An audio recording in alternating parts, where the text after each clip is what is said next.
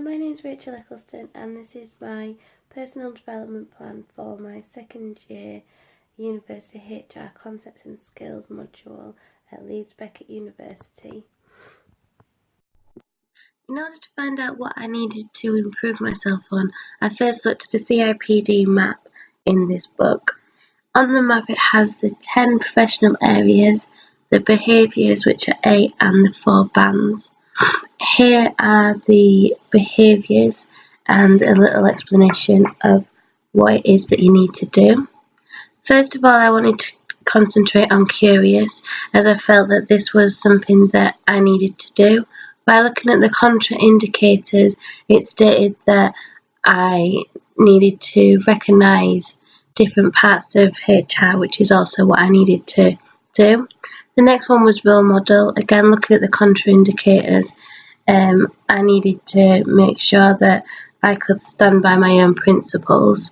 Driven to deliver is another one that I decided to choose.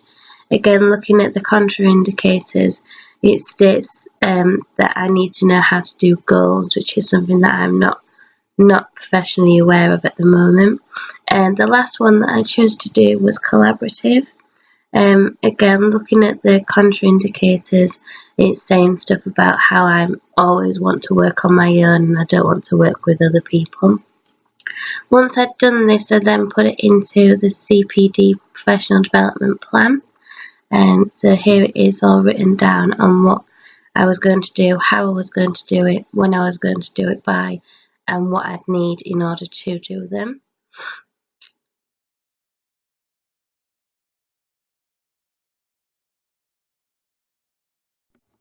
For the curious behaviour, I wanted to look more in detail about the HR companies and the industry itself. I wanted to be able to see if I would be able to do a graduate job or whether I should do a placement job as well. I also wanted to see how much of a learner I am, how I learn and things like this. In order to see what type of learner I was, I decided to do the MAP assessment online. With this, it showed me things that I was motivated by, and what type of learner I was, what type of worker I was, and stuff like this. I also wanted to know other things about the world, so I decided to download the BBC app. This will allow me to keep up to date with the ongoing news. I also have the CIPD and I am a member of it now, so I went to the conference in Manchester. This was a really brilliant way to learn more about the actual HR and the HR role. In this I did also go to the Luda learning bit, which again shows me what type of learner I would be. I did some interviews for placement years. So here are 2 examples of the jobs that I applied for. I then went on to apply to get news from Milk Round, my placement, prospects, all just to see what careers and ideas there are out there. Upon looking at them, I have decided that I'm not going to do a placement year. I am actually just going to go forward and look at graduate jobs instead. So by doing this, I saw the different graduate schemes that were available to me all around the country. It looked at the types of jobs and what type of degree I would need in order to get onto the degree and the graduate placement role. I also then started looking at whether or not there was something I could do within my law, because at the moment we're doing employment law and I am really enjoying that. When looking into what things I could do with my law, it came up saying that I could turn myself into an employment solicitor. So after looking at these graduate roles here, I started looking at the postgrad prospectus of Leeds Beckett University.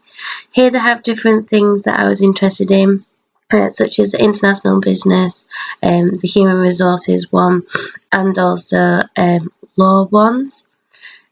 So these are the ones that I was thinking about with the human rights, human resources as well.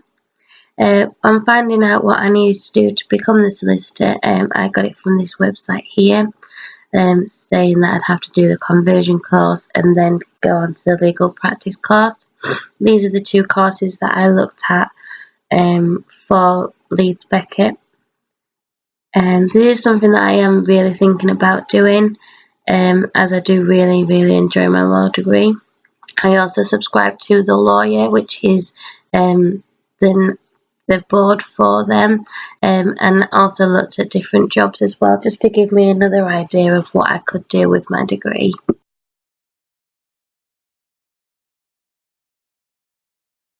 The next behaviour that I wanted to learn was the role model trait. With this, I just really wanted to get a balance between work and university as well as a social life. As you can see, pink is work, blue is employment law, green is learning and development, and purple is HR and concepts.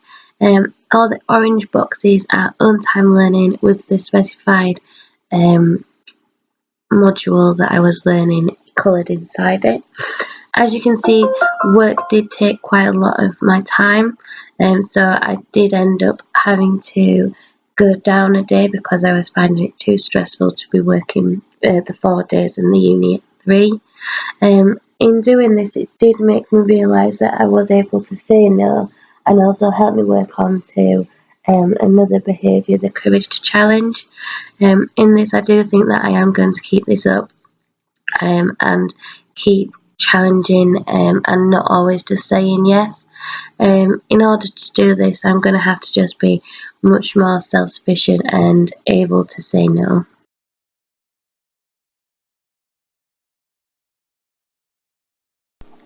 Driven to deliver is the next one of the behaviours that I decided to use. This would enable me to learn towards targets whilst trying to work out and lose weight. First of all, I downloaded the app which would tell me workout times, and this is the app S Health, so it helps me running, whether I'm drinking enough water, weight. The weight loss tracker I used was this one. I've not lost as much weight as I said that I would, but I'm happy enough with how much that I have lost.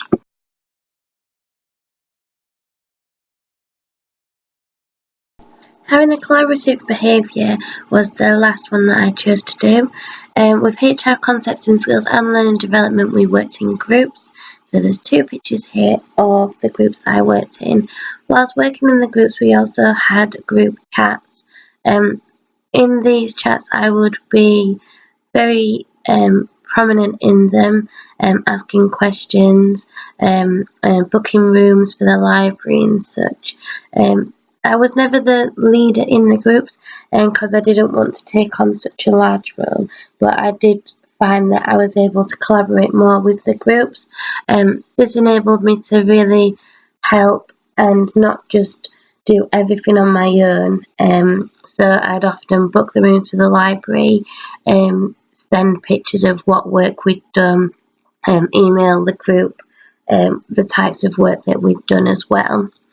Also, with the collaborative role, I wanted to go out further and try and do a bit of volunteer work. With the volunteer work, I've got in touch with Age UK in Selby, and they are going to see if they can allow me to have my own group. This would be every Wednesday night. I would hold an hour-long discussion with some elderly people, showing them new ways of things, how to use technology, such things like that. This is the picture of the interview that I had. I've also decided to try and learn Spanish as well. I use the Duolingo app, and it gives me reminders at 10 o'clock every night. This is just another way of trying to enhance my skills and talk to different people from all walks of life. I did try and learn Vietnamese as well, but the Spanish is way too hard without learning Vietnamese as well.